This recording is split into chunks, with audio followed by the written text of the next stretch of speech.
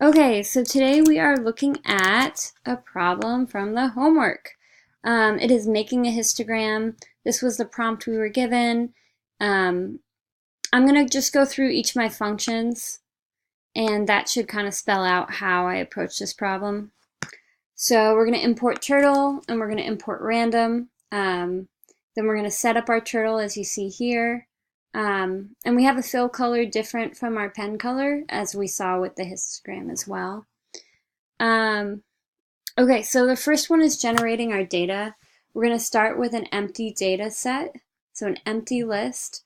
And then we're going to say while the count of the number of items in our data list, in this case 0, is less than n being the total number of items we want in that list, we're going to generate a random value using our mean and standard deviation and round it to 2 decimal places.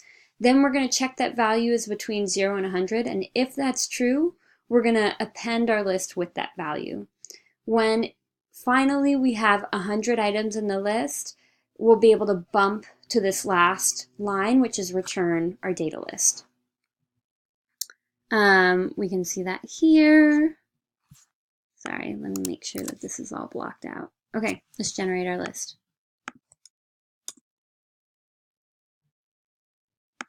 There it is. So we can check Eliana data is 100 items, and everything looks like it's between 100 and 0. Okay, next one's generating our bar. We've done this before, so I'm just going to run through it really quickly. So we're going to begin our fill and end our fill as we move up the height of the column, and then down the height of the column we'll end our fill. The set incremental movements amounts are the width is always going to be 50 for the column, and then it's always going to be 20 step spacer between each column. At the top of the column, we're going to write our count, so the number of A's, and then the letter grade. And that's why our variables are T, the turtle doing the drawing, count, the number of items in a specific list, height, the amount of distance traveled up and across and then back down, and then grade, A's, B's, C's, or D's. Now we're going to sort our data. So the first item in sort data by grade is just generating our data. And you can see here that's the variables that we're inputting for this one, nothing else. So our mean, our standard deviation, and the number of items in our data list generates our data. Then we're going to set up blank lists for A's, B's, C's, D's, and F grades. Then for our value in each data set, we're going to check what parameter it falls in, what condition. So if the value is between 0 and 95 inclusive or less than 65, we're going to put it in different lists based on the grade, basically, or based on its numerical value. And then once all those lists are generated, we're going to count how many items in that list, and that's going to be our count A's.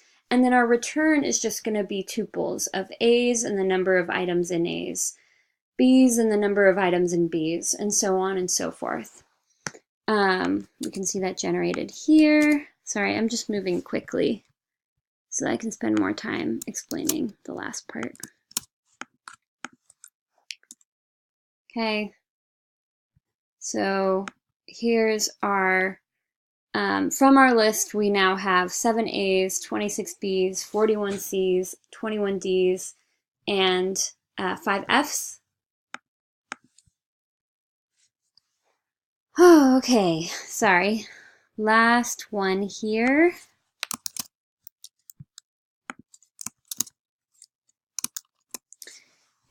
This is our histogram that we're making.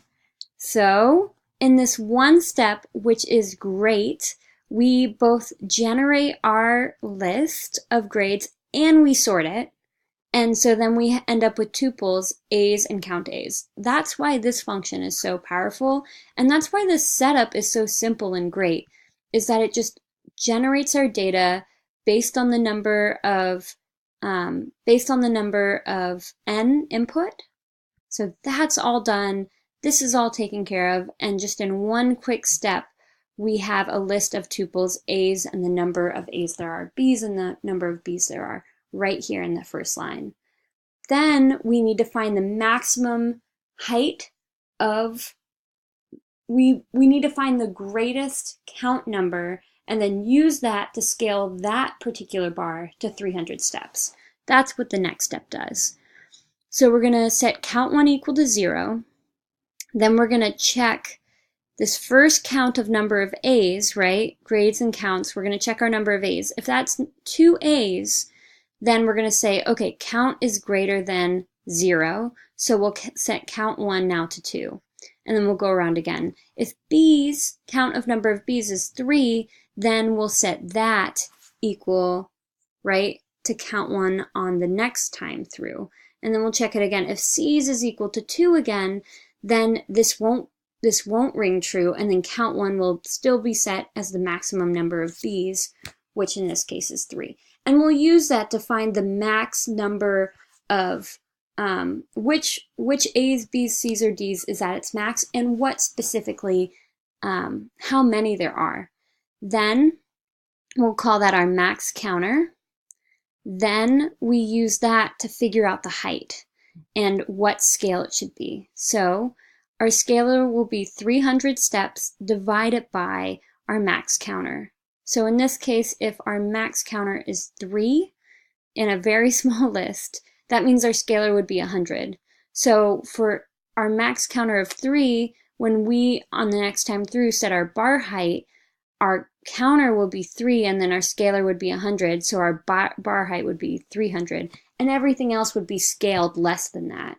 So our scalar is dependent upon height, and it allows us to complete the last part of the function and have things look as the prompt mandates, the maximum height of 300 steps for our tallest bar. Okay, last thing here, letter and count and grades and count. We're going to generate a bar with the turtle T. The count is going to be, right, the string that's printed there.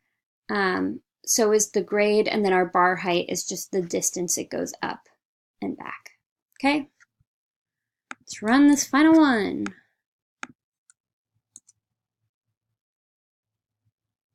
Great, 4 A's, 29 B's, 38 C's, 26 D's, and 3 F's. So you can see here that the largest bar is scaled to 300. It's hard to tell here, but that's how we set up our scalar. And then our number of grades at each value is printed up top. That's it. Thank you.